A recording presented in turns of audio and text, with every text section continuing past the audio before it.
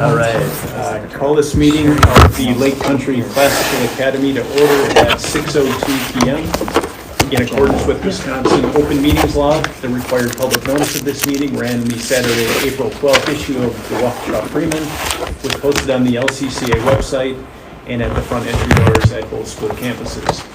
The LCCA mission is to train the minds and improve the hearts of young people through a content-rich classical education in the liberal arts and sciences with instruction in the principles of moral character and civic virtue. So please rise and join me in reciting the Pledge of Allegiance.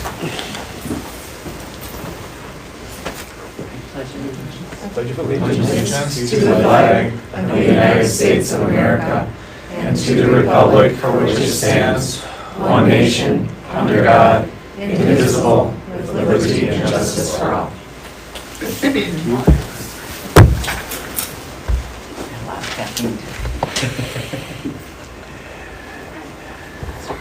All right. So please let the roll call show that all members are present. And then, is there any objection to the minutes from the March 19th, 2025 meeting or this agenda? All right, since there's no objection, the agenda is approved.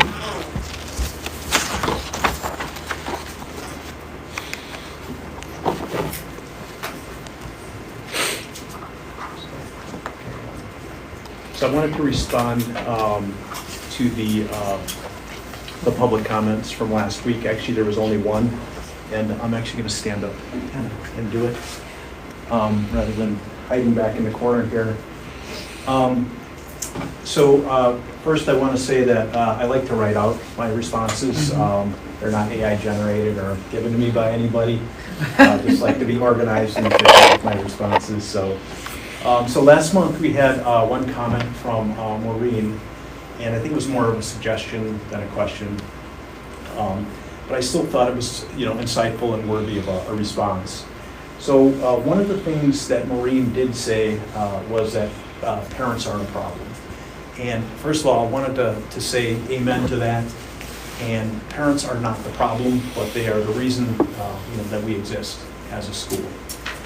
Prior to joining the LCCA board, I volunteered in a tutoring program for an MPS program. It was for students that were a little bit behind. The issue was there was more students in need of the service than the capacity to serve them.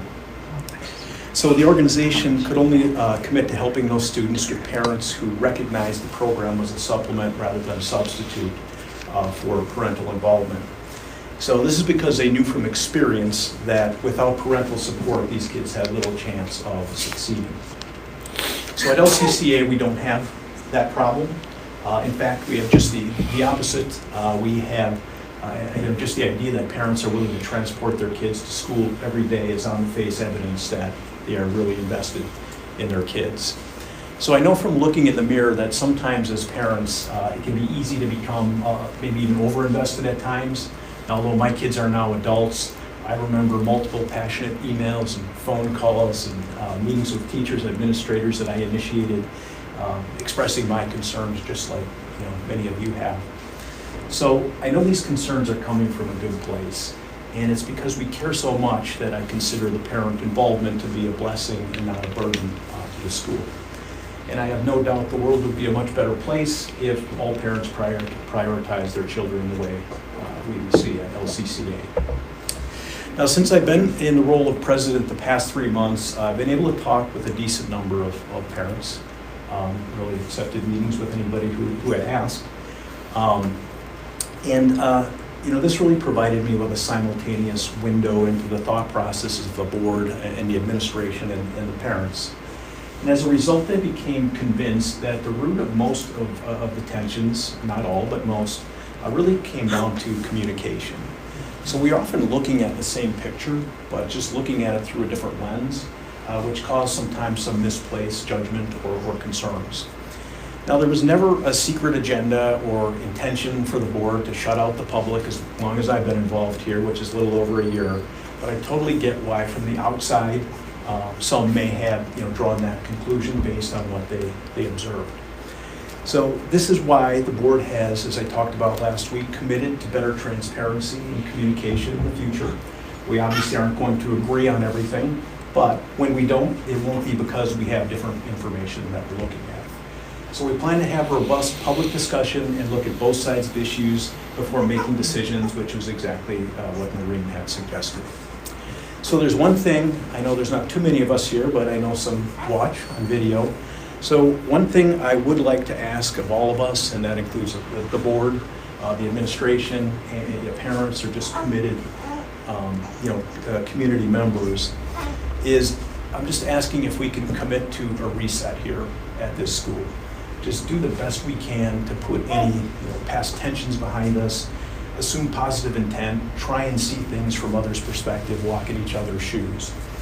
Now, I know some of you are probably rolling your eyes right now, or you really want to, thinking, okay, we don't live in fantasy land, we live in the real world. But I know, at least the reason I think this can really work is by talking to many of you.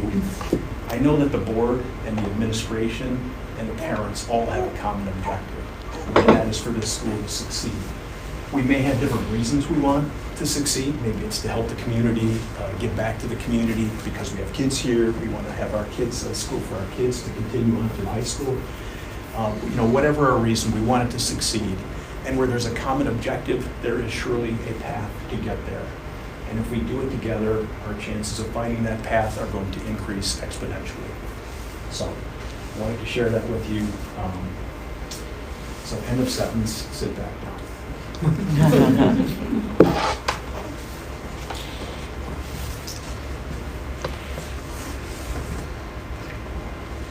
All right, so new public comments.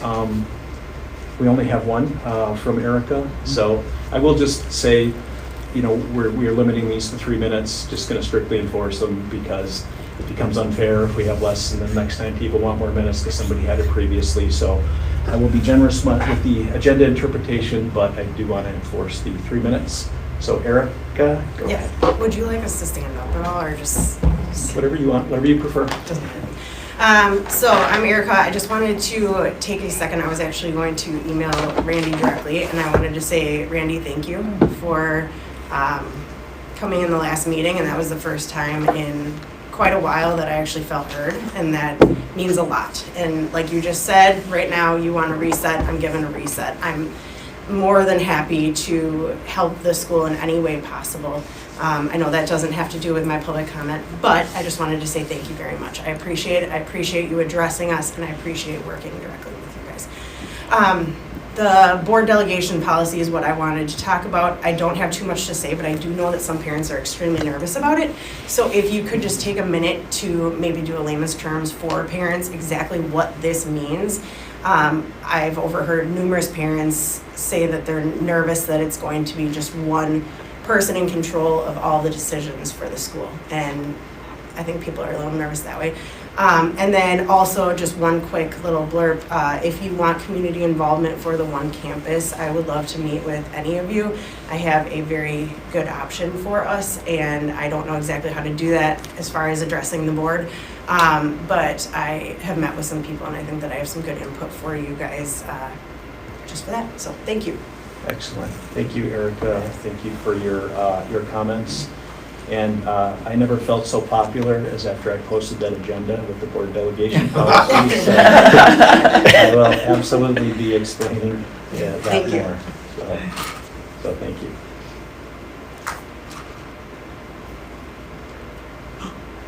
I know people are reading about this. So. I know, that's a good thing. Yeah, that is a good thing. So next item up was the President's report, and I had a number of things I wanted to share with the board in no particular order. So first, strategic planning. We got the email from Margaret on that. We had this arrangement with Partner to Learn, which I think, Skylar, you were involved in choosing that partner. And so this is pretty extensive strategic planning. We actually got a grant for the strategic planning. The key was it needed to be done by the end of June 30th. So this is a firm that's worked with a lot of schools doing strategic planning. We had an initial introductory meeting with them, so that's followed up by, you got an email, 90-minute individual meetings with us, which will be followed up with a 4-hour session, which will be on May 12th from 1 to 5. That will be publicly noticed if anybody is interested, and open to the public. And then it will be followed by another 8 more hours of strategic planning, which may be 1 or 2 sessions. So make sure you guys are on call here for the months of May and June, ready for those meetings. So I'm excited about that. It's an extensive commitment, but I think it'll really help give us some direction. And although it's a lot concentrated in a short period of time, I'm glad we have a deadline to get this done. And I think even we had a public comment about strategic planning and goals. So I think that'll really help us, and I'm excited about that. The other exciting news I want to share is I mentioned a donation, large donation. I didn't give any details last time because it was only verbal. We did not have a commitment letter, but the donation grant is from the William Knight Foundation. It's for $500,000. They designated $250,000 for soft costs for past project and $250,000 for operations and the new One Campus project. So that's how they wrote the letter. So I'm just sharing that with you. And so it's a significant donation.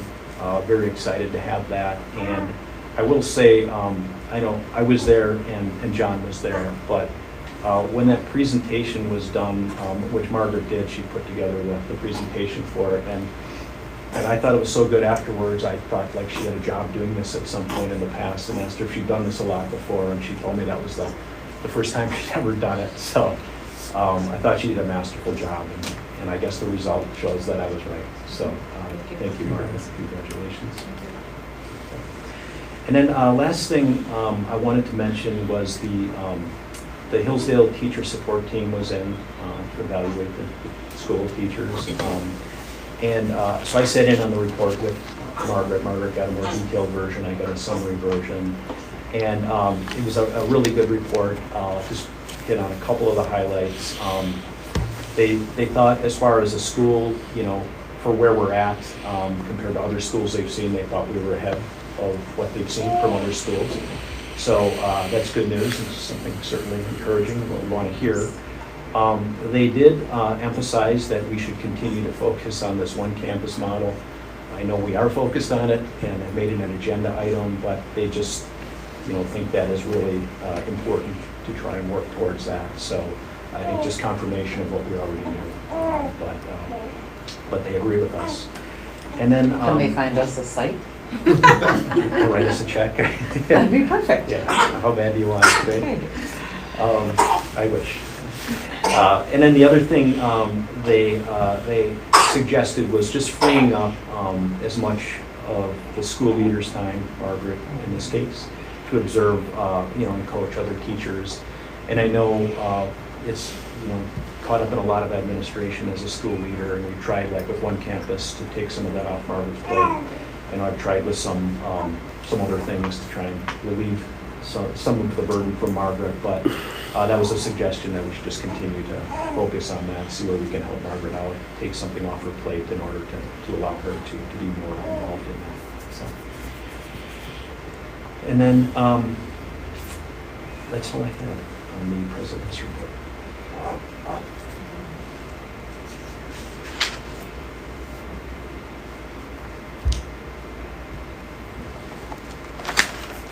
So, do we have the head principals, my agenda just got reordered. Head principals report is next on there, right?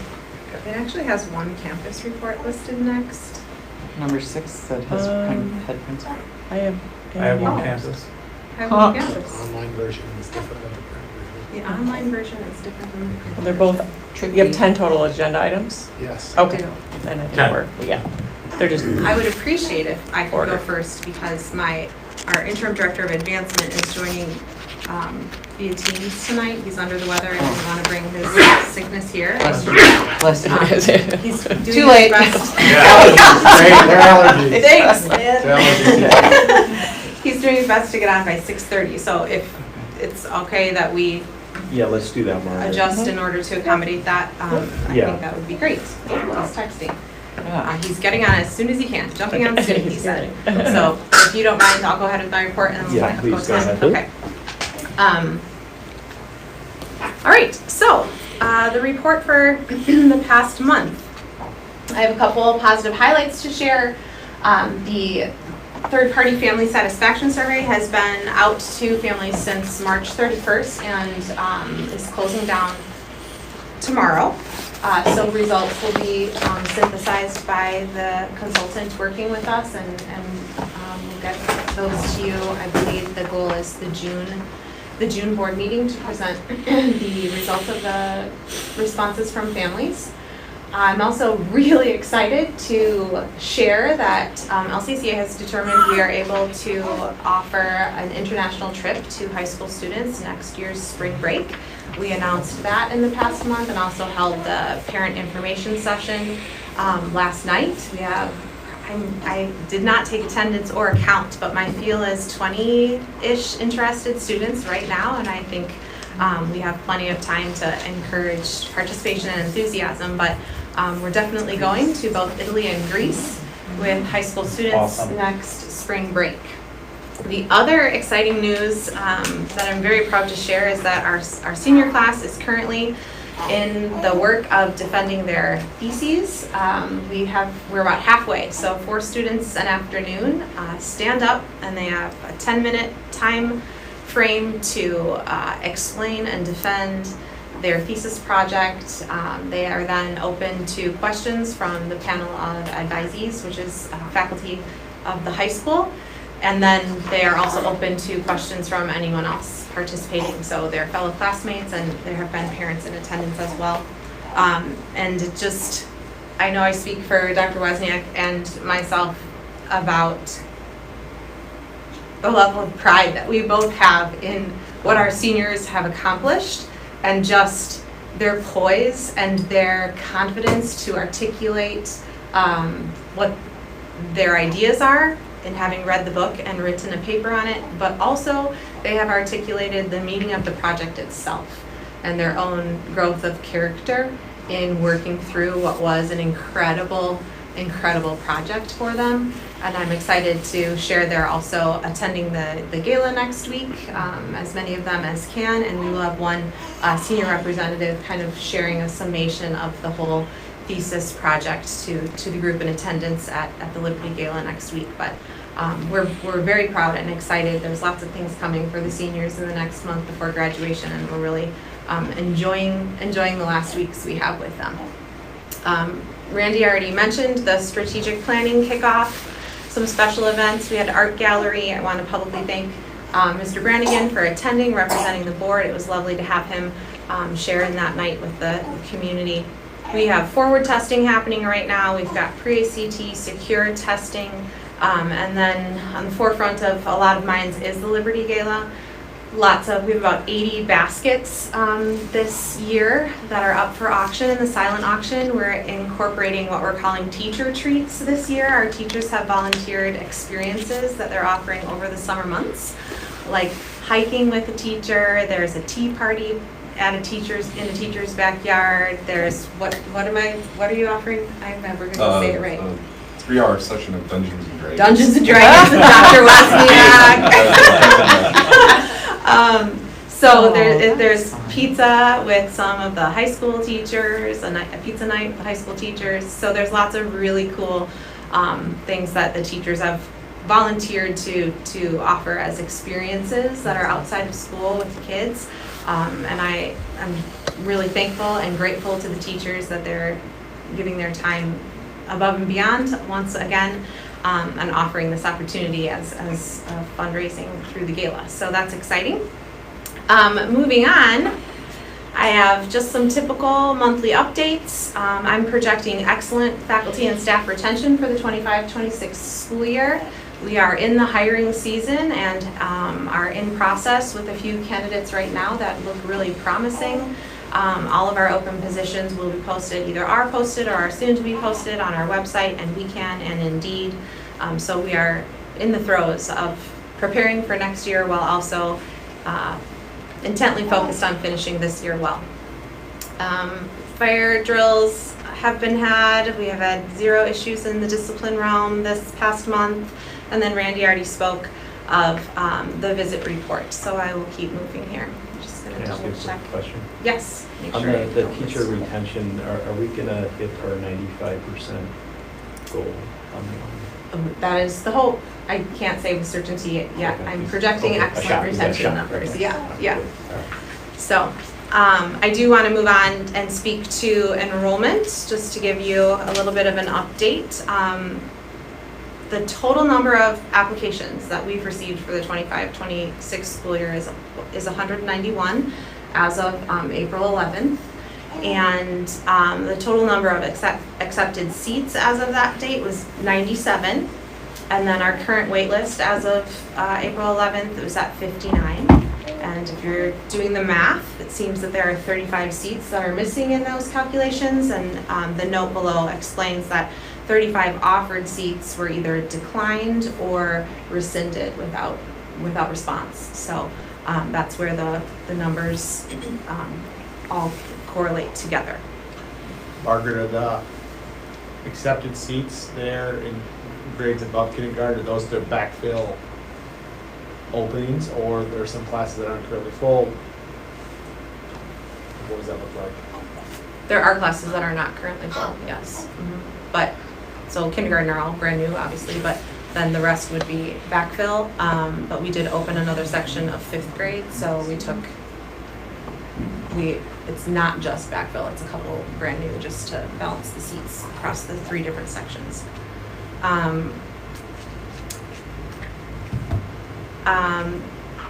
The next slide is actually a repeat from last month. You've seen this one before, but I included it again as just a refresher to put some of the Hillsdale metrics before your eyes again, so that we can look together at the projected 9th grade, 8th to 9th grade retention. You can see in this chart that our 8th grade retention over the last 4 years is here, and our projected retention is at about 58.5%. There's some additional information here. The mean or the average of grade level retention in those years, and overall retention in those years. But you can see we're actually on an improvement since last year and the year before. And as our numbers increase as well, we're not comparing the same number of students again and again, but we're pleased with this retention, and across the board we aim to see and hope for closer to 60 to 65%. And then as the years continue, we would look for improvement in that area by nature of retaining the families that are progressing all the way through with intention to remain for the full experience. In the past, you mentioned the 8th grade meld, I think you referred to it as. That's a Hillsdale term, but yes, What did you call it? the 8th grade melt. Because Melt. there's opportunities at other, Yeah, they go to at different high schools. Different high Yeah, schools. okay, I just. where, Yeah. if we were a mature school, I don't know that we're there yet, 80%. Or That's what they're- 67% in 8th grade. Yeah. So they're, of their network, those are the numbers. So I think 60 to 65 is a healthy target, healthy aim for Yeah. us. And all the rest of the grades are the 83% above, or that's total for all That's- K through 12. Yeah. So not all the schools are K through 12 yet at this point, Sure. but that's the average of their total enrollment for whatever grades they serve. And on that, your chart on the next page, the green means good. No, the slanting color codes are tracking All the same classes. the same class. Yeah. Got it. So, I mean, we're doing very well in every grade except for, not 8th grade, it's where we're having. We have an 8th grade melt. We're above benchmark in all Oh, definitely. their grades except for 8th grade. Mhm. What so let's see, if you want 60, if we want 65%, or we're thinking 65%, so what does that get to, kind of like, what's the grade that doesn't have fall off? It's like, it's probably, like, 7th grade, what's the total 7th grade, population right now? I don't even know. Are we at, does anyone know off the top of their heads? 49, 48. 48, so then presumably 8th before the melt is still, we'll call it like 50, Right. round numbers. And then, is that capacity? It is 50. Okay. And so Currently. so 60, so we're doing 65, so going from like 80 down, so kind of get 30. So it's kind of like transition, you kind of drop down from grade school going to high school, so it's like 30 per class. So by the time we get to for full 9th through 12th, that's sort of pro forma, we're thinking like a 9th through 12th high school population of like around, graduating class of like 120 kids. Would that be kind of fair as like a target? 120 graduates in a year? Yeah, because if we have like 50, and then let's say we get to 6, like call it Not 60%. per year, you mean 120 in the high school? Yeah. 120. Not in the graduate So class. six- Not in the graduate, sorry, Yeah. not in the graduate class, but in the whole. Just Yeah. get long math. Yeah. You freaked her out. Sorry, sorry, Freaked her out. sorry. Yeah, sorry, but in high school, it's like a population of like 120 or so. Is Yes, that I kind think of- we're projecting at our ideal, we're at 60 per high school class. Okay, So that's. oh, 60 per, 240. Yeah. 60 would be the target. Okay, 60 is so, the target class of 20 insert year. Okay. You're picking up some, listen, that's the people who are returning, but you're picking up some kids We have in each grade. We have picked up a few, but if you look back at the wait list numbers, we do not have anyone left on the wait list and interested in 7th, 8th, 9th. So, you know, you'll see later in my report, the Q3 marketing report, which shows all that we have done to target and drum up interest in these years. But those will I think, always be our hardest years to backfill. I think it's typical as well for a K-12 institution to drum up new interested people for the high school experience only. So I think it's very significant that we do work to retain as many of our own 8th graders as possible. And I shared, was that last month we talked about? Yeah. I believe last month we talked about what we had done this year and what a couple of things we intend to incorporate and implement next year toward that specific focus of retention from 8th grade to 9th grade. So. so this is a little off the cuff and kind of putting you on the spot, but so recognizing that, and so don't feel pressured by the answer. But like some of the times, speaking generically, I oftentimes don't like those type of statistics and these things just because I think they can either get people, generally speaking, excited for the wrong reasons, or they freak people out again for the wrong reasons. Now that and I'm just curious because I really don't know, both as board member or as a parent, frankly. But then again, as a parent, just so people know, my kids are in a lower school, so I really don't have a day-to-day perspective on the high school stuff. But now that you've seen things like senior theses and like you have things like spring break stuff and like trips, which like I think are all awesome. Like these are all great things.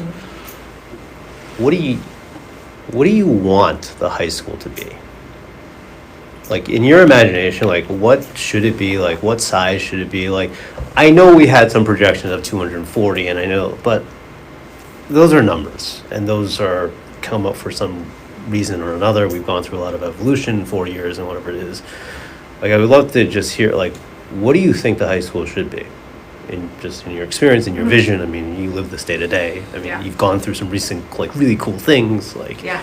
because these things like they take effort. Like you don't get to situations where you have seniors producing theses unless you have like really good teachers to like help that. And there's a big difference. Like I've seen this. Like I went to a school in which the average senior class you had 9 to 12 kids with like a PhD professor, and the outcome of that is a very different situation than public schools that you have 35 kids in each class with one teacher being lectured at. So it's just a different. Both, by the way, have merits. I'm not saying one's better than the other. I'm just more curious, like, what do you think LCCA should be for Right. that? I think there's a lot of factors to Yeah. consider in that question. So with the target of 850, which I don't know if I've ever shared with the new members of the board, that is the Hillsdale ideal target. So with that in mind, and considering our location and our demographics and our what I project as our capabilities and running some numbers, thus far, the data shows that the highest level of interest is in the elementary grades. It will wane a little bit in that middle school division, and then it seems as though we are not as popular of an option to the high school age student or parents of high school age students. And so I think it's conservatively healthy to project numbers where that trend remains true, where we are closer to 75 students per class in those elementary and middle school grades, and then have a projected smaller class or grade size for the final high school years. So I do think that 60 students per freshman, sophomore, junior, senior years is a reasonable target. I do also think it's slightly ambitious and not at all applicable until we have a few years of under our belt in whatever our new location will be. I anticipate that we will have a period of time once we move into a new location where we are reestablishing ourselves, because we're looking to grow significantly once that move takes place. And it's difficult to grow the high school without that domino effect. So I do think 60 per class is a reasonable while ambitious projection and target for LCCA with all those factors taken into consideration. Okay.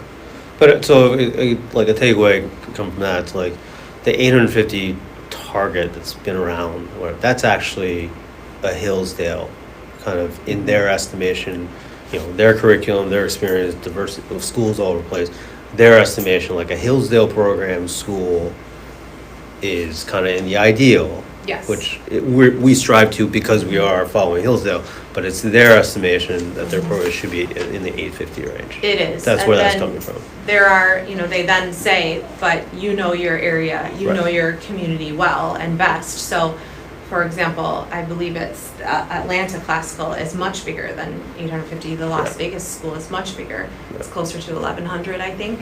But it's urban and has the demand. It also carries a very large wait list. Yep. And so it can sustain, it also has a different structure and a different funding system, so it can sustain those numbers. That's the other thing to consider is when you're targeting ultimate ideal full capacity size is what can we afford and how can we best serve our students with the fiscal resources that we receive. And so I do think in all of our financial estimations and our projections and our forecasting that recommendation from Hillsdale is the sweet spot for us. Ambitious, but we've never shied away from a challenge yet, so I think that's what we should aim for. Ambitious, but like in your kind of purview, looking at the programming and because as with most things, there's a curriculum that we follow, but even Hillsdale would say it's like they assume everyone, as they just said themselves, your area. It's not deviation, it's just like our own version of whatever that's supposed to be. And Right. So from your standpoint, like seeing how, the student population and like things have evolved and what we've become good at and what makes sense for the programming of this school, in your mind, it's like, that target still makes sense for us. Aggressive in terms of getting to the number, Yes. but the number still makes sense. Yes, and you're giving me a great segue. I don't know anyone else lives in the KM district, but the mailing that came home, that was in my mailbox just last night. The opening page is from the KM superintendent, and it goes through just how enrollment across the state is declining in many districts. It cites the fact that the KM school district has seen a 25% decline in students over the last 20 years. It also cites Waukesha County birth rates have declined 20.7% from 2003 to 2022, and it's a long article, which I appreciate, just articulating the data and projecting that the KM school district itself is seeing just a decline in just the children that live there, like the total number of fish in the pond, if you will. And I do think that that's also something that we need to stay abreast of and remain informed about. But at the same time, because we don't have a geographical district that binds us or that keeps us or limits us, we have some more freedom. And so right now, yes, my hope is that remain the ideal and that is something that we attain. But I just think it will be a moving, maybe not a moving target, but it should always be a target under review. Is this still appropriate? You know, as years go by, what do we see as trends in area districts? What do we see just even across the state? And is it prudent to continue to keep 850 as our target? Should we be more conservative and hope for and aim for less? I don't know that aiming for any more would ever prove to be wise for us, but currently I'm comfortable with that goal. Okay. Yes, I don't- Mr. File. I don't mean to beat this issue to death, I spent a lot of time on today. I'm sorry. The retention in each grade, is that leaving the school for any reason? So my family moves to a different city because my parents were relocated. Is that, or is this just people who choose not to enroll but are still in the area? Like, is that pure numbers? We send exit surveys at the end of the school year, Yes. and we synthesize all of that data. But yes, for right now, it's for any reason. Okay, and then those numbers, I mean, obviously Hillsdale is what we compare benchmark to a lot. Do we have any idea, not looking for Hi specific Tim, I'll be with you in a minute. numbers necessarily, but how we might compare to local peers? And I don't know what those would be, if they would be other charter schools, or, you know, how we compare to the public retention, and or, you know, schools like Brookfield Academy and other private schools. Is there any data out there like that? Most private schools do not publicize that data. I don't know that it makes sense to compare to large public school districts. That seems a little apples to oranges. There's that Mills, what's the charter school? Milstein? Mill Creek Oh, Mill is a Creek, charter yeah. school. There's a Montessori charter school in the area. If we looked into their public board documents, we might be able to see their retention data, but I have not done that, I'm just curious. Yeah. Thank you. of course. Any other questions on these numbers before I? Just wanted to ask, as of last time, we had lost 51 students, I think. Has that number changed at all since last time? As far as our intent to return? Yeah, No, we haven't, okay, so still the same. right, as far as we know, I'm sure there are, I Yeah, mean, right. looking at Okay, previous years, we will likely lose more than that. People will change their minds or life circumstances will come up over the summer. right. So we should be expecting to lose more than those that already notified us that they will not be returning. Yeah, okay. So those numbers will change, Okay. yeah. Okay, good, thanks. So I wanted to just give you a brief update on facilities. Now that we have an understanding that our current campus locations will be useful to us for longer than we originally anticipated or hoped for.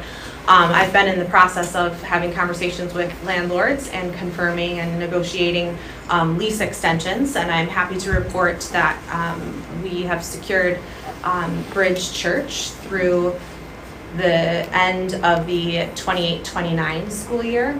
So we are right now comfortable to remain there until June 30th of 2029 with the option to vacate if one campus location were to come available and we pursued it vigorously and were able to move out in advance of that final date without penalty.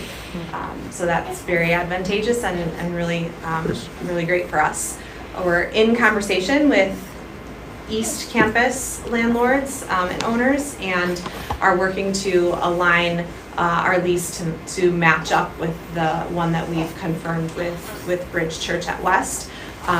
We have legal counsel working with us on these projects, and we have a couple different options have been put forth by the East landlords in regards to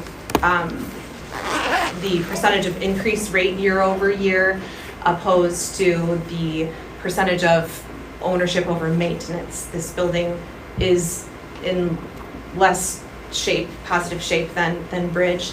It is likely to need facility repair year over year.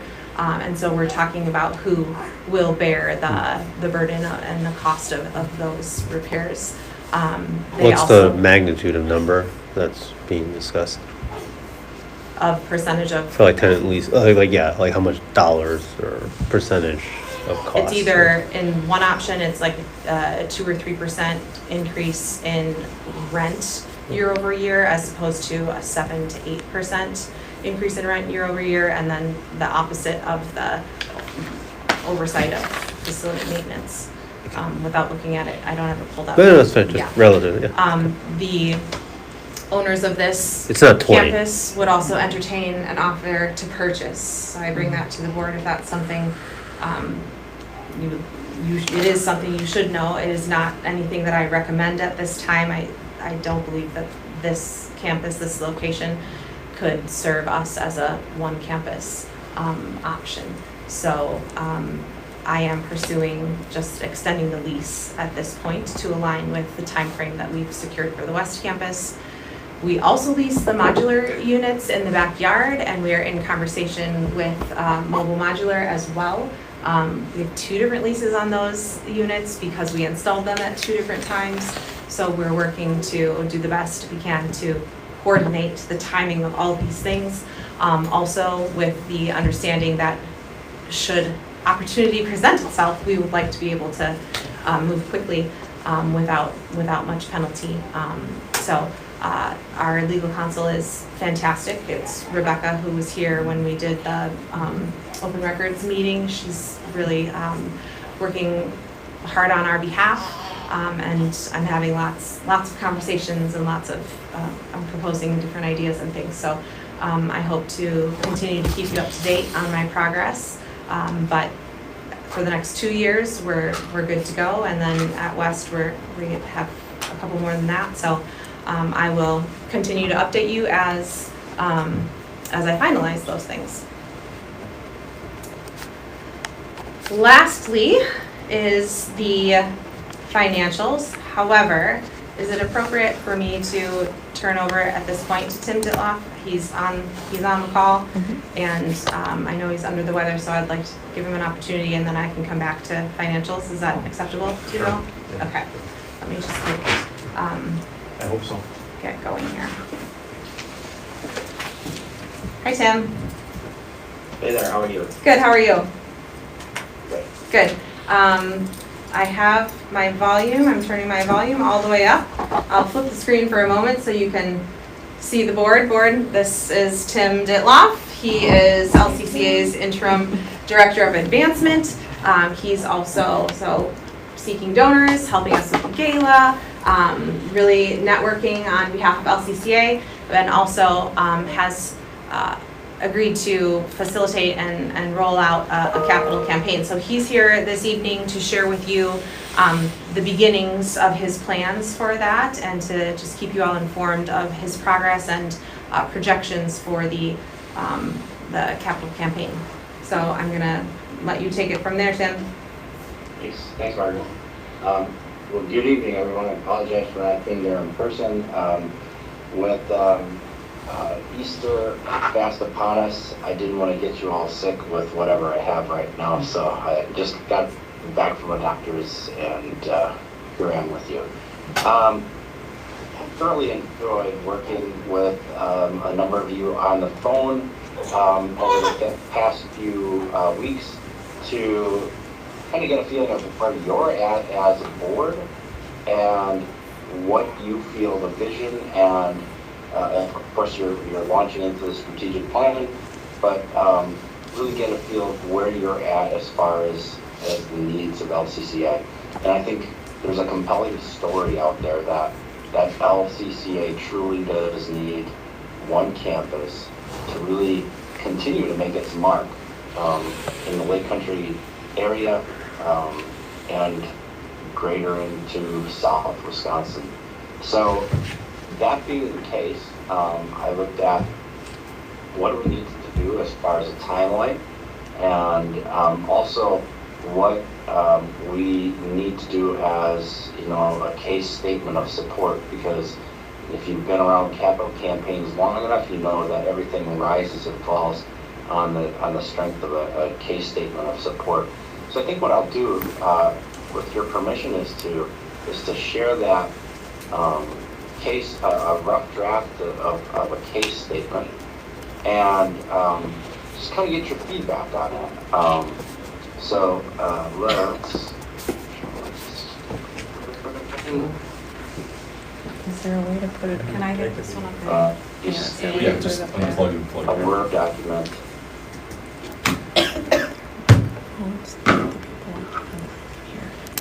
We also got I Word don't document. know. Not It's yet. pretty, Word. it's a pretty good camera, We're but, plugging in. uh, One second, Tim. you know, I hear you. Board Yeah. meeting. I can get it on here.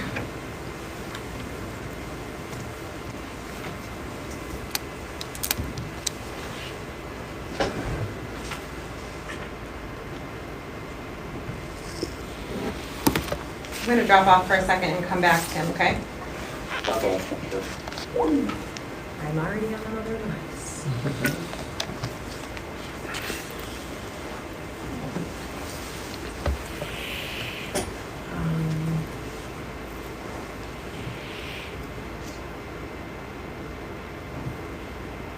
Okay, can you hear us, Tim? Okay, you are projecting on the screen now. Go ahead. Uh-oh. Hang on one second. Now we can't hear you. One second. Miss Dr. Wozniak, you Your wanna? bottom, Bottom volume right. on the bottom where the town's pointing to. The blue. This? No, no, no. No, this The- little speaker. Yeah.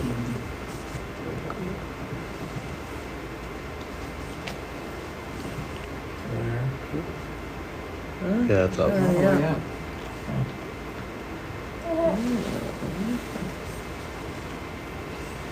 Can you go on Teams meeting and do it all on your? Mine will probably be louder. I could maybe dial in from my phone.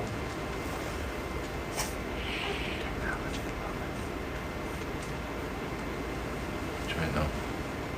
Hey, Tim, can you give us a sound test?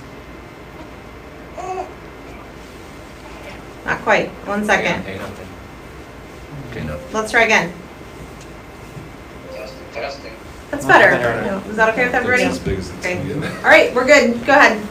All right, great. So just to interrupt that brief paragraphs, as I mentioned before, Lake Country Classical is at a defining moment in our school's short history. People in the Lake Country area are noticing the difference in the lives of the students.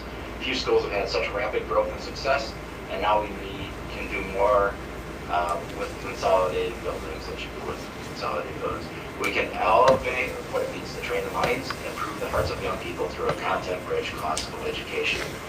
Transitioning to the new Central campus is to one unified,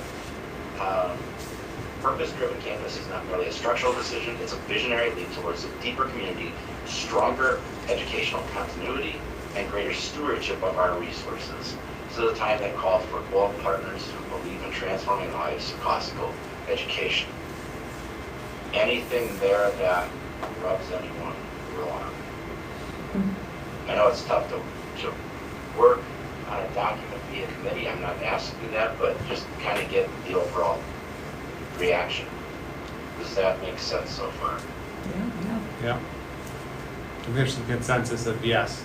Yep, you've got thumbs up. Thumbs up. Okay, all right, so then to ask the question to the people that will read this, why one campus, why now? You know, deepening impact to the community. A single campus allows us to create a truly integrated environment where students, families, and educators are part of one vibrant, connected community. Through your bold support, one campus will lead to cross-grade mentorship and leadership opportunities, a stronger, more united school identity, increased engagement between faculty and families. Is there anything missing there that we should have? I'd like to see Our statement, our initial, like, to potential case, donors. the key statement Case statement. of support for donors. Well, Tim, this is the first time that I've been looking at this document with you as well, and I wonder if there's any way to incorporate broader enrichment and or athletic opportunities, because that is a secondary benefit of growth into a one campus. Tim, could you, so at least for me, it's hard to decide what I think about this without knowing how you're thinking about who the audience is. So, for example, if we were doing a capital campaign and thinking about them as predominantly parents, grassroots, friends of parents, so on and so forth, average check size kind of in the smaller range, I would say that message is different than if it's institutional, broad-based foundation, what type of foundations, endowments, like high net worth, like are you going to go through like a wealth manager, so to me, the how you approach those different parties is different, and the type of messaging that you use. There's a lot of overlap. So you mind just like at least giving, because we're all new to, I think, really you, just how you're thinking about who the actual target audience is? Yeah, that's a fair question. The target audience is, as you stated, it's parents. It starts with parents. But it includes foundations, it includes corporations. That could be corporate partners in this as we move forward.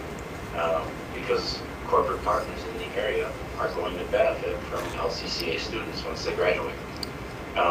So the case statement has to be broad enough to appeal to those audiences,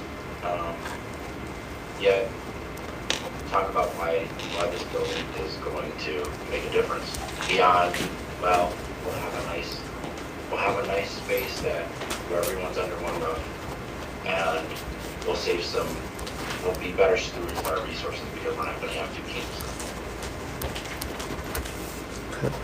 Is there a possibility that we could treat this like we do so many other things with a pre-read for the board with an abstract on this, and so we could come to a board meeting having kind of thought through the abstract and what this is supposed to do? I'm a little concerned about editing by committee right now. And what is the I timeline? agree. That wasn't necessarily my point, was just to get more general buy-in. Sure, to the okay. direction of this, and then we certainly can do that. Maybe it makes sense to just go on to the next points, and not get bogged down in the weeds here. So point number 2 would be investing in excellence and continuity. With all students and educators in one location, we gain alignment of vision, curriculum, and support services. This means seamless academic transition from kindergarten through 12th grade graduation, greater access to programs, facilities, and faculty, a consistent mission-driven experience for every learner, which encourages them to think well, love the right things, and spend their lives pursuing. And that comes right from the missional wording of the page. Your gift ensures a continuous high-quality education for every child without compromise. Then point three, maximizing resources and amplifying returns. Operating two campuses is eventually unsustainable. So I think we have to point that out, that, it's going to be tough eventually to maintain two campuses. So consolidation allows us to be more strategic and efficient in reducing overhead costs, staffing, maintenance, and transportation, more sustainable operations, and environmentally responsible design, stewarding resources that can be directed towards innovation and enrichment. That gets the 1 point, Margaret. Yes, thank you. Then finally, a legacy that lasts. This isn't just a project, it's a legacy. A once-in-a-generation opportunity to shape the physical, education, and cultural landscape of our school for decades to come. With donor partnership, we can build a campus that's designed for 21st century learning and beyond, create spaces that inspire high academic achievement, personal discipline, and responsibility, establish a future-ready institution that stands as a model of excellence in classical education. Join us in building what's next. A one-campus LCCA is more than a vision. It's a commitment to what's possible when people believe in the power of classical education. We invite you to partner with us in this transformative effort to bring to life a place where every student is seen, supported, and set up to thrive. And let's build together one campus, one community, one future. So I think we wanted just to give you board a taste of the work that's being done, the general vein in which we're headed. I think Tim has a good sense of a timeline. If you want to pull up that timeline document that we've worked on, we sort of have a sense of the progress of a capital campaign typically goes through a quiet phase before a public phase. We're looking to expedite.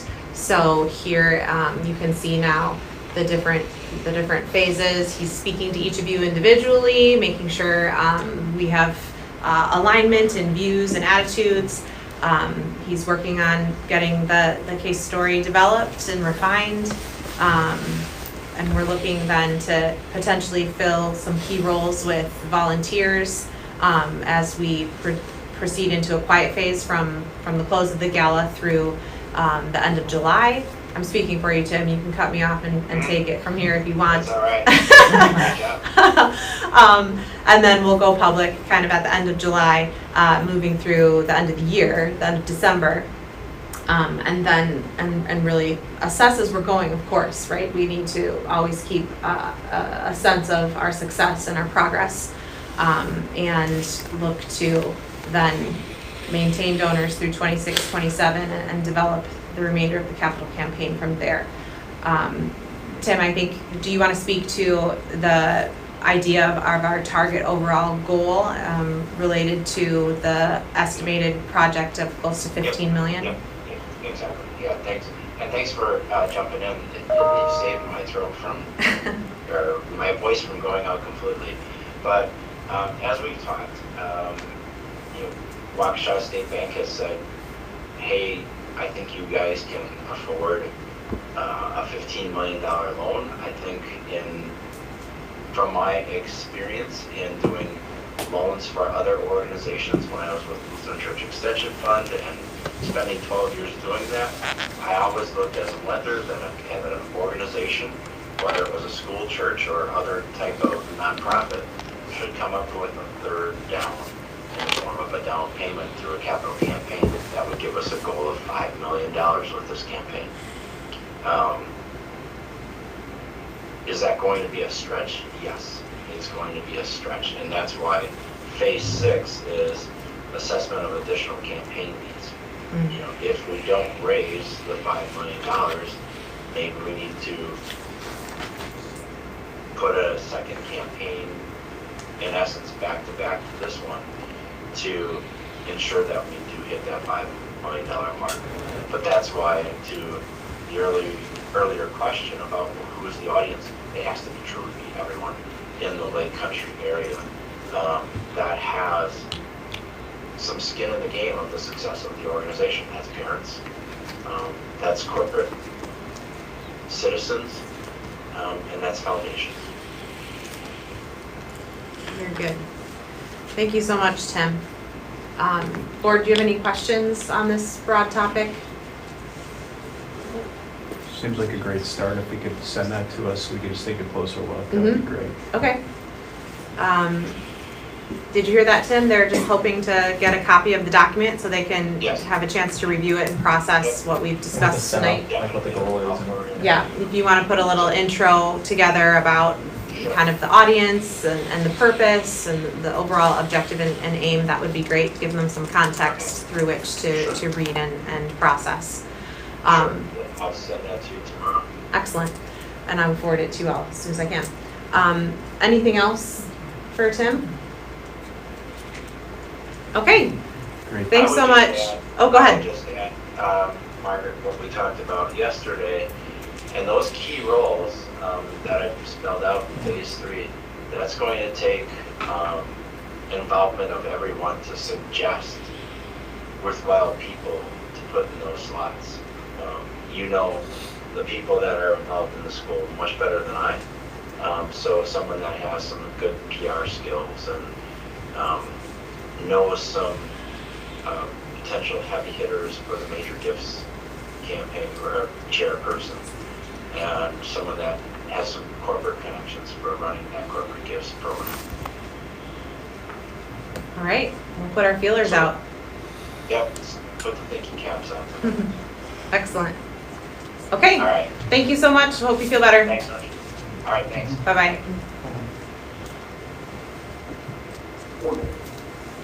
Okay.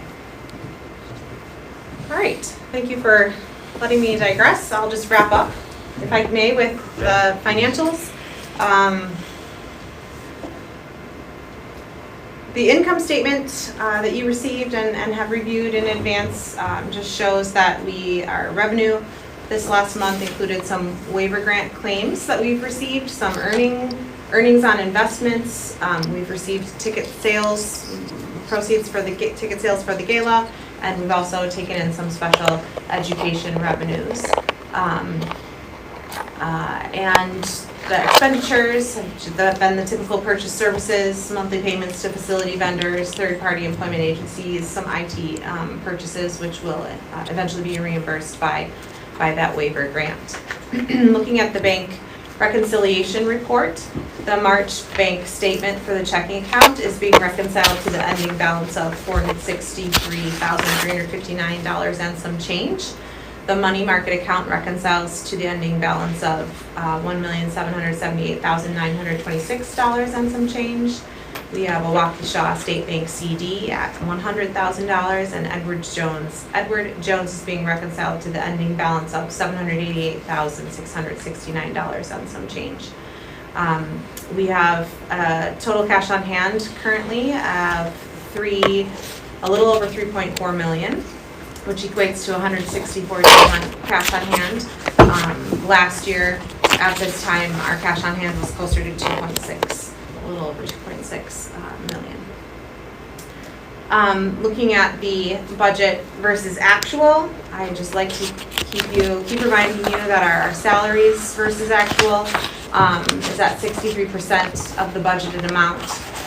Even though we're at 75% of the way through the fiscal year because of that 21 versus 24 month payout. So it will all reconcile towards the end of the fiscal year. Some of the line items that looked to be above the percentage for our point through the school year are the non-tech related repairs. We've just done some maintenance on facilities. And our apparel line item, 420, is trending a little high due to athletic uniforms, which were purchased with restricted funds from last fiscal year. We also, at the IT purchases that I mentioned, which will be reimbursed by the waiver grant, that line item is coming in a little high as well. But overall, our finances are in strong and stable and healthy at this point. Any questions on those? With that difference in cash on hand and time, what's the, like, kind of through the end of the year, is there a change in anticipated kind of net cash on hand by the end? I don't know that I have not looked to have an answer to that. But we're aiming, Oh, wait, sorry, that was a comparison to last year, not Yes. for the Right. budget. Okay, good. anything else? I have a question, but I know the answer. Ooh, okay. But Feel but free to some- ask and answer somebody- yourself. somebody We'll asked sit the back. question, so I thought, oh, somebody else might. I've asked you this question before, so that's why I know the answer. But revenue line 291, which is gifts, fundraising, contributions, we're showing, we're 3/4 through the way of through the year, and we only have 10% of the budget. But that will be boosted then by the $500,000 donation from Knight, which will be paid before June 30th, was what they committed to. And then also, I know there's some gala revenues in there, but the substantial portion will be coming after that. So that's my question and answer. Lori, did I get that right? Yes. Okay. All right. Great, thank you. The last thing I just wanted to draw your attention to was the marketing report that I mentioned. It just gives a really great, phenomenal overview of the marketing that our marketing and communications manager has put in over the course of the last quarter to keep you abreast of all of those things. It has some gala information, it has some enrollment information for your review. Oh, was that a live link to get Yes. that? Oh, okay, cool. When I pulled it up on the site, I couldn't, it like was this way and then it didn't click anywhere. I did notice my report uploaded a little awkwardly okay. to Board Docs this time around. Not at all. I reloaded it. Oh, Yeah. did it fix itself Yeah, it then? fixed Oh, okay, great. Okay. Great. So yes, just I for time's sake, if you are okay, I'm not going to read through it all, but it does give you really great information about the excellent work that's being done on our marketing and communications end. So I'll leave that to you and to the public to review on their own. And that concludes my report. One last question I wanted, like gala, like this year versus where we were last year, not if it's a kinder question, but just sort of wondering how things are tracking so far relative to prior years. Ticket sales are slightly less, but we actually were notified by the venue that we should expect that. They are seeing a trend in all of their events that they're hosting, that most institutions, events, who's ever having, using their venue is reporting reduced turnout, it seems, in the last several months. So we actually they gave us that forewarning, so then when we've seen a slightly lower number of ticket sales this year, we thought, oh, well, we're trending similar to all the other companies and institutions hosting events, but we're still looking for really strong and healthy overall turnout. We're, I think, a little over 200 tickets sold right now, and the things that we're auctioning off are phenomenal, and we hope that those people that can't make it will still use the One Cause site to bid often and bid high. I had the elementary kids chanting that at assembly the other day. So, I told them to take that message home. Good thinking. So then 200, and what would we have been like in a prior year at this point, just roughly ballpark? I don't need the exact Mrs. number. Lepersky, can I ask you to tell me what? Yeah, roughly 300. Roughly 300.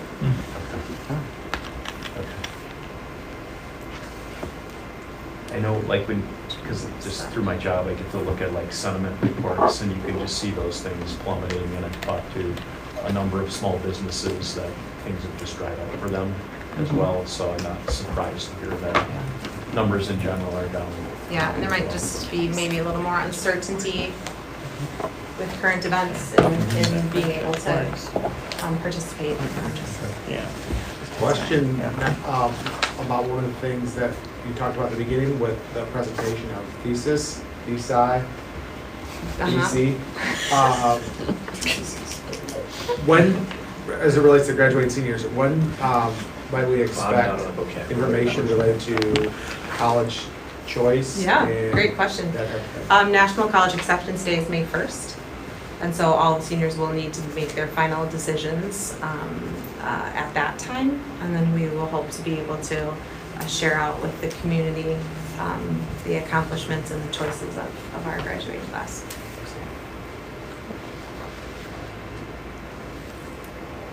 Anything else? All right. All right. For the, John, did you have anything to add on the one campus? I know we sort of integrated that with Tim, that was a big part of it. Yeah, no, I mean, I think, well, there's, as I think I've said, there's a lot of integration. No, I mean, there's no update on other sites. I mean, I would like to, how do we, Erica had said she's got potential, how do we engage that? Is that an email? Is that Well, however you guys want to do it. Okay, great. Maybe after the meeting. Whatever All right, works best for you. perfect. Yeah. But no, I think it's, my perspective on it still remains is, I think it is, put it simply, money first and put ourselves in a strong position to make big, lifelong lasting decisions. So it is really focused around the capital campaign. I think Tim and I did have a call. I don't know if he independently had the number. I pegged the number at like 5 million is a target that makes sense, given owner's rep has kind of said that in the market. It's really whether we're going to renovate an existing facility or build a new one. We're at least talking in like a $15 million neighborhood. So call it 20. And if we do that from any standpoint, to me, 5 million makes sense given kind of like multiples to which we run 650,000 of lease expense, probably going to be the cheapest that's ever going to be. Ramp that up to $1 million or so, take 10 to 20 times of that is sort of the ballpark in which if that's our run rate kind of annual costs on facilities, then that's really the purchase price realm that we should be in. And so that number will make sense for that. I still want to emphasize, I think we don't need a site identified to go raise a lot of money, because on a facilities campaign, a $5 million target is one in which that money is getting spent one way or the other. Whether we own the thing, we spend it on lease expense, whatever it is, it's getting spent. So it's really a facilities kind of capital campaign, and you don't need the thing identified. What we do need is cohesive messaging, purpose, reasoning, all that, and getting people involved and all on the same page. And when I say that, and I was telling Tim about this, in our conversation, he first asked the question of so how do we make it so that LCCA isn't the best kept secret? And do I think the 850 or so is realistic? My first response to him is, well, we first need to decide if we want that to happen. And I can make arguments. This isn't, I don't have a view on this. This is more, I could argue it either way. I think it's really just, it's determined by whatever the vision is supposed to be, led by Margaret, us opining on it, so on and so forth. But laying that, having buy-in, input, buy-in, teacher community, public community, everyone on the same page. That's how you raise money in the amount that we need. So, and I think a lot of it will end up getting tied to the strategy sessions that we're doing. So, I'm a little bit some of this is a kind of an awkward in terms of timing. It's we are required to do this sort of in meetings once a month. A project an effort like this is a big endeavor that often requires a lot of work and a lot of hashing things out. But I think the only thing I'll put out is that I think it's important to view these things there is a lot of interconnectedness. The capital campaign is for one campus, and it is tied to strategy as far as the overall school and everyone understanding what that is, what's in Margaret's head, what the public is, what's in our teacher's head. So, I was telling Tim, it's because he doesn't know this, we are a Hillsdale curriculum school, we follow a curriculum. I think everyone in the community loves our teachers. If you walk in any of the buildings in any of the schools and you walk in, there's multiple teachers per grade. You walk into any of those teachers in any of those classes, they have them, everyone has their own personality, of which we all love them each individually. And it just showcases that there's a lot of really great minds thinking differently about the same objectives and we all love them. And that input is, I think, critical to piece together and explain why it matters and get everyone in the community on the same page. And that's the only way that I've seen that you raise substantial dollars for efforts like this. Because at the end of the day, like, when you go to a big donor and we talk about a project like this, you know, you can, I think grassroots can be incredibly effective. Like, this community manages that parents that when we do the, what is that, the coin wars? Somehow we raised, I think it was like $35,000 or something for like coin wars to have like a pizza party for kids. Like, we can be very effective that way. But when it comes to raising like $5 million and you need big kit checks, the way that that happens is that someone or a few multiple parties believes that by writing their check, they're creating legacy. And you show that by showing the community that everyone is on board for whatever that's supposed to be. So it's like all these things I think are really important to think about them as tied together, and it's not just like necessarily agenda items to go through, but I think we're gonna have a lot of this, like everything's feeding upon itself. Yeah, no, there's no doubt. I think those are great thoughts. Absolutely. I think you're right on that. So, and we're not going to make you do this all yourself. We will get So, all right, good. Thank you, John. Any questions, comments on One Campus before we move on?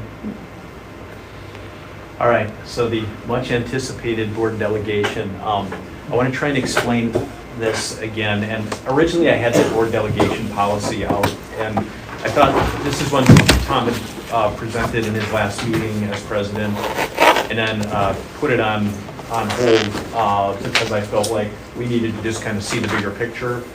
And then I thought maybe this time we could vote, but I think put it on hold again, because I think from getting a lot of questions, I think it's still not clear sort of how this fits in.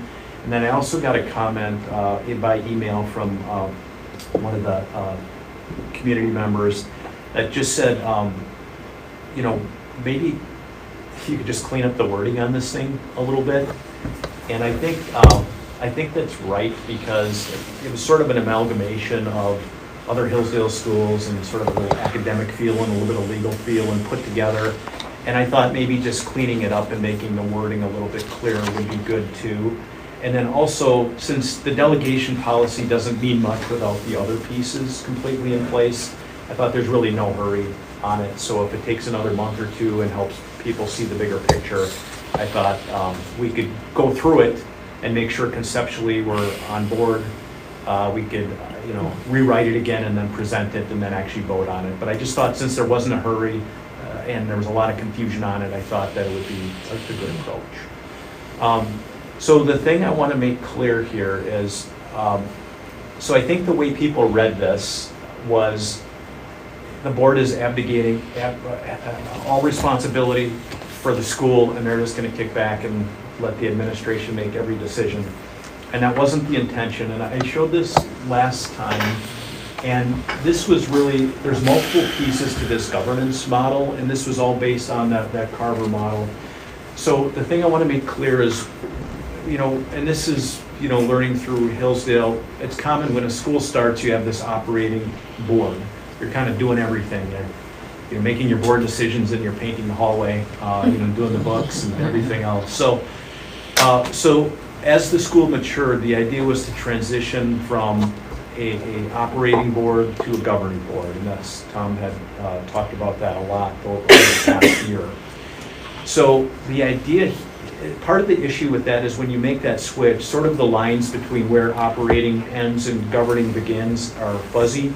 So the whole idea of this was to make it clear, to agree on where operations ends and governance begins. So that was the whole purpose of this, and there was multiple pieces to the puzzle. So this is what I showed last time, and again, I'll use my analogy, which is probably getting tired again, but it was, I think we're looking at the pieces of the puzzle without seeing what the box cover looked like. So this was meant to be the box cover, so we could see how the pieces fit together. And I think when I put the board delegation policy out there, I was again just showing one piece, and people weren't looking at the box cover too. So again, just to reiterate how this works, is the board-related policies are on the right. So that's board delegation and the governance processes. And then on the left, these were head of school related policies, so set by the board, but relating to the head of school. So those are ends policies, which is the Carver language for the goals. And the means are what you do to get or achieve those goals. And then the head of school limitations. So just to give you an example, again, the ends policies might be something like the head of school must operate a balanced budget. And so you could say, okay, well, if that's where we leave it, then it's up to the head of school to determine exactly what the balanced budget means. And maybe that's all we want, but if we want more, we want to go down to a level of detail where any interpretation by the head of school would be, reasonable interpretation would be acceptable. So if we said we want to run a balanced budget, well, maybe we think we want to run a balanced budget, but we don't want donations counted in the revenue side. So we might want to clarify that and make sure. So we would go down to the level of detail with those policies to the point where any reasonable interpretation the head of school would make would be acceptable in our minds. So these policies are where we're saying these are the things our head of school needs to accomplish down to that level of detail. It's not that the board delegation policies, this is how we're working with the leader, not, hey, we're gonna sit back and let the leader do everything. And then the head of school limitations, which we actually went through that, and we'll review that again later, because I think a lot of people forgot or maybe weren't involved at the time. But the limitations are, once we set the ends policies, they're meant to be proscriptive, so these are things you can't do in order to achieve those ends. So the ridiculous example I gave last time is that we said, okay, we want Margaret to run a balanced budget. She can't say, oh, I'm short, and go rob a bank and deposit the money and say, hey, look, we have a balanced budget. That would be unacceptable unacceptable method of getting to the ends policies. So one of the questions that came up in the email is, well, if you do this and you say, hey, the board or the school leader is responsible for all school employees, then what if an employee does something and you say that they're responsible? You've just offloaded all that responsibility and you have no recourse. Well, I don't understand that concern. What could you?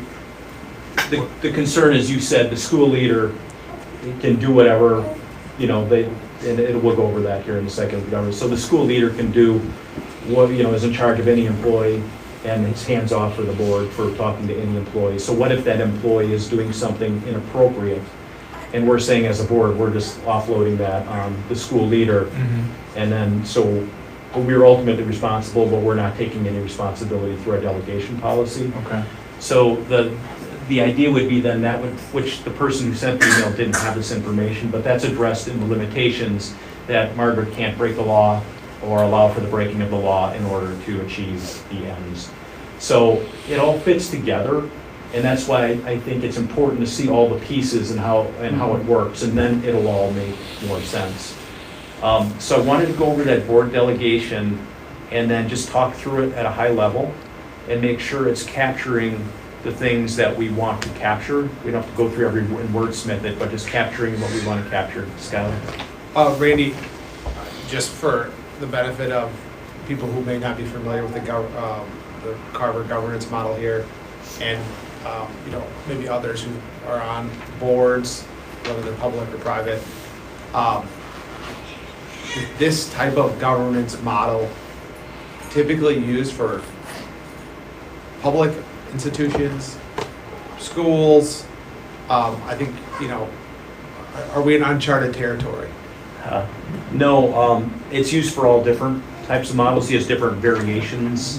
I should say, Carver has different variations for different types of institutions. This was the model that was recommended by Hillsdale to be used at the schools. And then, I'm sure probably all of us, maybe based on your comments, received commentary from parents, which is good. I mean, I don't mean to diminish that with my chuckle. It's something that parents are passionate about. I think one of the concerns that was expressed was that the communication, there's a concern that the communication to the board may be limited or filtered inappropriately, one way or the other. And so, you know, as we develop these policies or implement them, you know, I think ensuring that there's the filter to us as the board. I mean, one way that we do that today, of course, is the survey, right? So I think that's important to, you know, we're not just getting the message directly from Margaret or whoever the head of the school is, but there are ways that we are monitoring, you know, these things. And so you know, this is not advocating that we can't get information but it's really, you know, this is how proper governance or one method of proper governance operates. And I'm involved in a for-profit board. We have a similar governance model that we follow. I'm involved in some nonprofit boards, and it's not as well structured, but generally we defer to the executive, in this case here, the head of the school. And so this is not an uncommon methodology that the way things operate.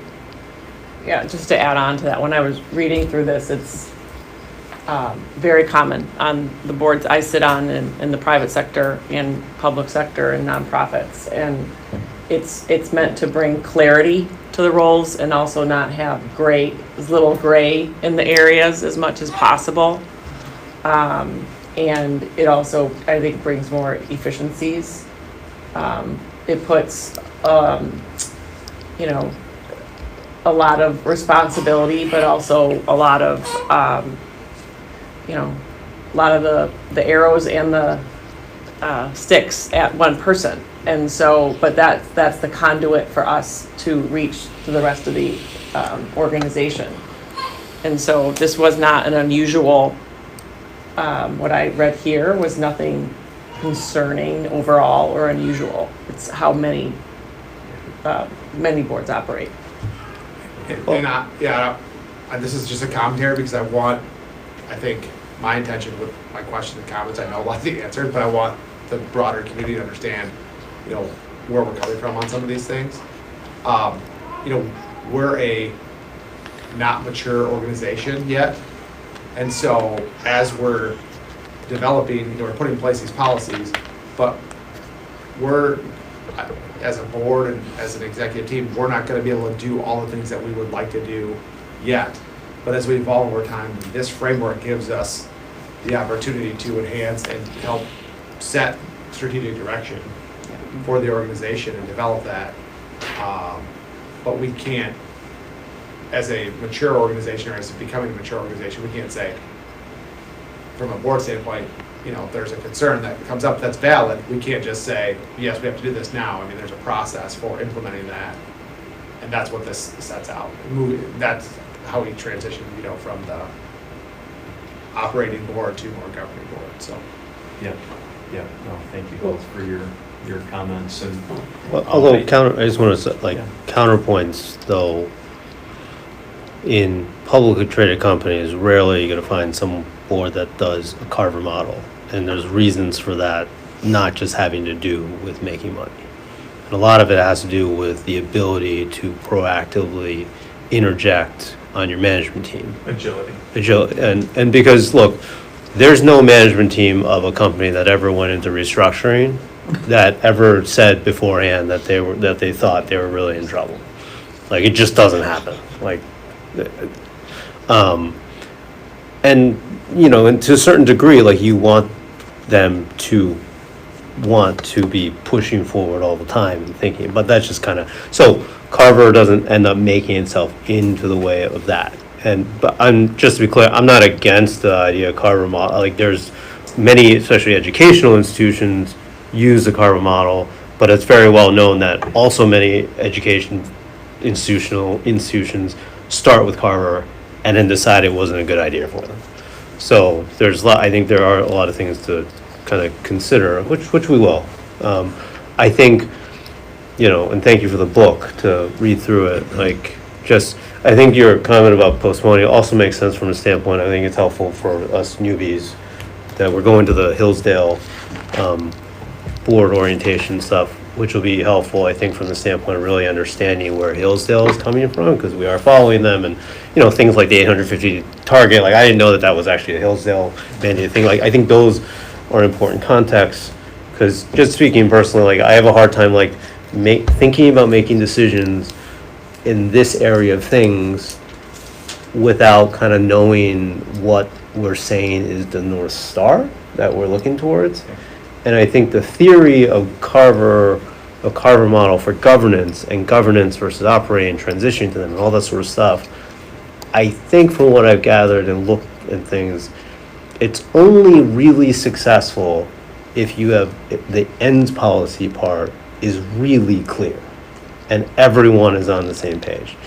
If that doesn't happen, there are issues, or at least thinking that there might be issues, in which case then you're thinking about, well, if in the event there are issues, then we have to account for all these other things and how to step in, but then you're really not supposed to step in necessarily, and then we're just going in circles.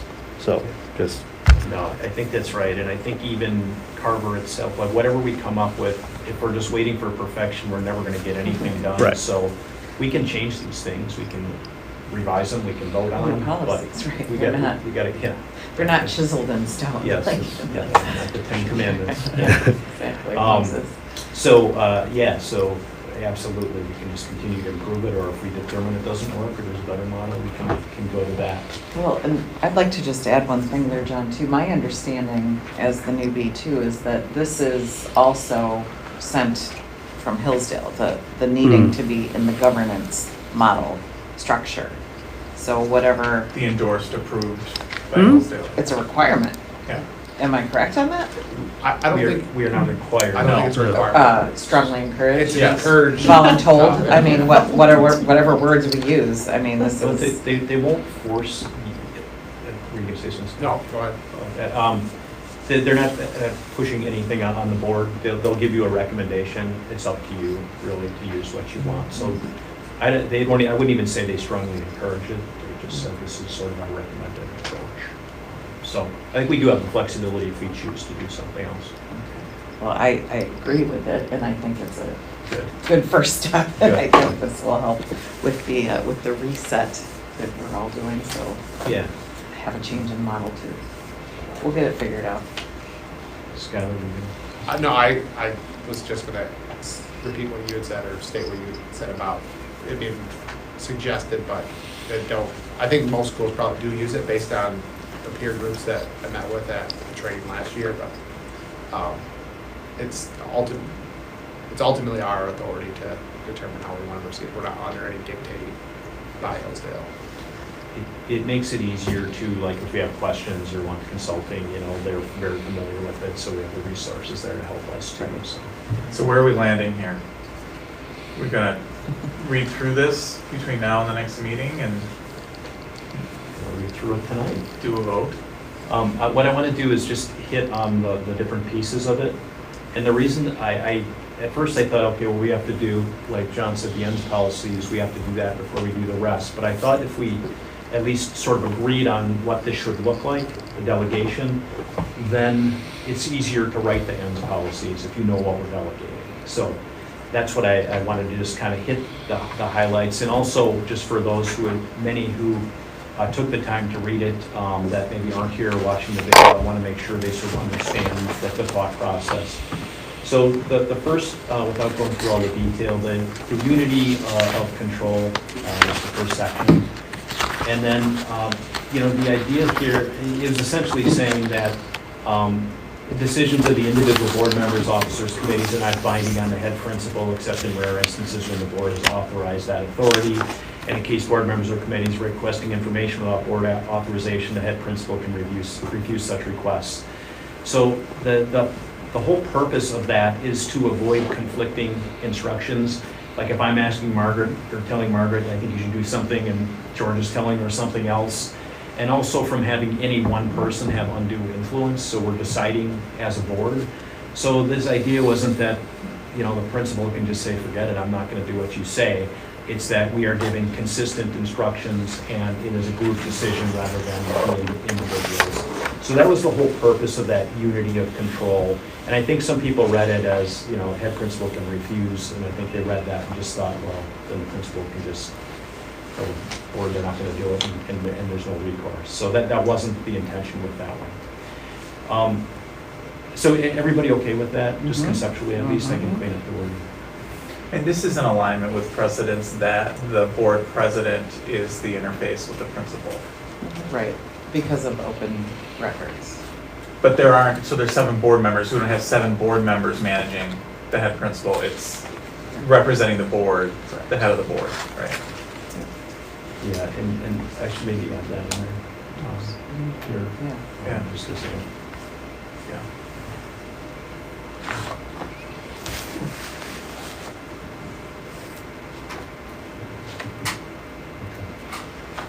That's a good add. And then the second one was accountability of the head principal. And essentially, is the board will never give instructions to people who report directly or indirectly to the head principal. The board will not evaluate, either formally or informally, staff or other than the head principal. The board will view head principal performance as identical to the organization, so that organizational accomplishments of board stated ends and avoidance of board prescribed means will be viewed as successful head principal performance. So the idea here with the board not giving instructions is if we're going to hold the principal accountable, and we're going to come up, I didn't talk about these, but it's in here in a bit, the metrics to measure the principal, we can't be interfering with the principal. We can't go around and tell her employees what to do and say, Margaret, you didn't meet your goals, if we're interfering with it. So that's the idea, is make it clear what Margaret can, the head of principal, I'm saying Margaret because she's the current one, but this isn't meant just for Margaret. This is what you can and can't do. And this is what you're trying to accomplish, and then come up with ways to measure that. So that's where whatever we delegate to her, we can't interfere and then hold her accountable for it. And, you know, the head principal or leader of any organization has a lot of responsibility, but, you know, with that comes the accountability as well. So, so I just want to make that clear here, is that not giving instructions or getting involved with employees, that is the reason behind it, is because we are holding Margaret accountable for the organization, and we're going to find ways to measure that accurately, consistent with our ends policies, and then she's going to be responsible for what happens. Is that tracking good for everybody? Okay. The next section was delegation to the head principal. So this is sort of just kind of talking about these ends policies. And I think John had a really good point that that's the most important ones, and we have to write these very clearly. I've seen some examples where they're just generic that you might as well not even write them because they're so broad. So I think we want them specific enough that it's actually offering Margaret some useful information in what we're looking for. I think this will tie nicely to our strategy discussions. But the idea here is that we are delegating outside of what policies and the things we set, we're delegating other decisions to the head principal. So that's why I think it's very, very important to make sure we are clear on these ends policies and what we are delegating to Margaret. And then finally, the monitoring the head principal performance. So that's this over here, measuring success. So, you know, we have to specifically define how we're going to measure success. We're going to say we're delegating this, and then we need to measure that. So, you know, we might come up with things, and I'm just going to go off the top of my head, make some things up, because we're going to have to come up with these soon. But it might be things like test scores. It might be things like grade point averages. It might be, you know, enrollment, parent surveys. So those are both, you know, retrospective and real-time measures of Margaret's performance, and is she doing the things we want? Is the school being run successfully the way we hope it is? So again, I hope that helps clear it up a little bit, that you have to look at the bigger puzzle and how these things fit together rather than just looking at this and trying to interpret it alone. I know one parent said, well, you know, I said, just if you could just kind of maybe step back and let me explain it. And she said, well, it's there in black and white, so what are you telling me? You know, if it's the policy, it's the policy, which is true, but I think it's the context that makes for a different interpretation, not the words itself. So since we're not going to vote on this, we don't have to wordsmith this or anything, but just conceptually, is everybody on board with this? And is there anything we should add or take out that you see? You'll get another crack at it too, but just just off the top. Just a thought, do we adopt all of these at the same time? Should we wait to adopt this as part of the ends policy? I Or think, once that's completed? yeah, that wasn't what I originally, I thought I was trying to get stuff done and show Yeah. progress, but I realized that was, my own hangup about wanting to show progress. And really, I think that is the right way, Skylar, in my opinion. I don't know if anybody else has another one. Is let's go through them all and then approve them all at one time, because they work together and one doesn't make sense really without the other. Yeah, we've already completed, if I remember correctly, the limitations policy, correct? We did officially approve that. Yeah, but we can amend that We can- if necessary. We can amend it, and, three of us weren't even here when we did it too, so. Yeah, so I think we should review that and reapprove that anyway, since we have some new members. Awesome. And I do think it was a good suggestion to clean up the wording and just make it a little more plain language, so. All right, anything else on that? So do you want us to, at the next meeting, have some ideas or timeline for that? Or are you gonna revise these? I will revise them. Okay, I'll try and send them to you as I revise them, just so we're not like dumping it all on everybody at one time. But we'll actually approve them together if everybody's okay with that. okay, So we'll revise them, get them ready, and then approve it at one time. okay. So, not to interfere with revisions that we're gonna add for the one campus, what is that, the case statement. I don't think that's a separate, Right, we've got homework to do for that for the next meeting. Oh, yeah, that's separate. Yeah. So, Yeah. but this. The one campus This- manifesto or whatever. Do it at that the next document is. meeting, or like. What you know, I'll do is put it I'll for clean up the wording on it. I'll Capital send campaign. I'll send it back to you guys, and then I'll just try and spread the stuff out, so we're Yeah. not doing too much at one time, since it'll take a while to get through everything too. But Yeah, Yeah, so, that's, yeah, we'll focus on the fundraising first. I wonder with the strategic planning process that we're going through, that we would develop the ends policy in conjunction with that, correct? That's what I was thinking, is that would be perfect, because those things go hand in hand. Like John said, it's all kind of integrated, so, yeah, I thought that would be a perfect time. I don't think I object to anything in the policy that we have discussed today, but if we could bury them all together at once, we make one approval, that makes a lot of sense. Yeah, okay. Awesome. So I will revise it, clean up the language, I'll get it to you, I'll spread this stuff out, and then, just so we're kind of reading it and approving, informally approving it, then formally approving it all together. As a one-way, I mean, we have to approve it all at once in open, just to be clear. Correct. Yeah. Yes. Everything So will be everyone done- understands, it'll all be Everything will be done in open publicly, session, yes. there's a discussion, absolutely, Yes. thank you for Yeah. making that clear, Yeah. yes. Yeah. All right, so. Would someone like to make a motion to adjourn? so moved. Second. All in favor, say aye. Aye. Aye. Aye, opposed. All right, meeting adjourned at 7:45 PM. That's 2 weeks. Happy Easter. Do you have the- Randy, something I forgot to ask about. When they talked about that, were you there last time? Can I ask you a quick question? I was like, well. Yes. You and your wife, you want chicken, the chicken dinner, or either one of you vegetarians? Oh, okay. Or the gay one? Yes, we are But, both vegetarians on Friday. Mine will be there. On Fridays, Some- so I will put you both down for vegetarian. What is the vegetarian? Quinoa and something. No, I won't. Yeah, it's good. It's vegetables. Okay, I know, it's going. yeah, I think it's probably right. You okay Let with me just that? ask for tonight. Can I email you tonight? Yeah, email me oh, tomorrow. Yeah, tomorrow, perfect. Okay, and it's in the ticket, so if you get into the system and look Oh, it at is? the tickets, Okay. yeah, it's Alright, in sure. there for the choice, so. You can either make it and let me know, or just email me and I'll make it for you. Okay, awesome. Okay, thank you. All this time, like, oh, it's okay, the Georgia time. Never know. And you can predict. So you're the house.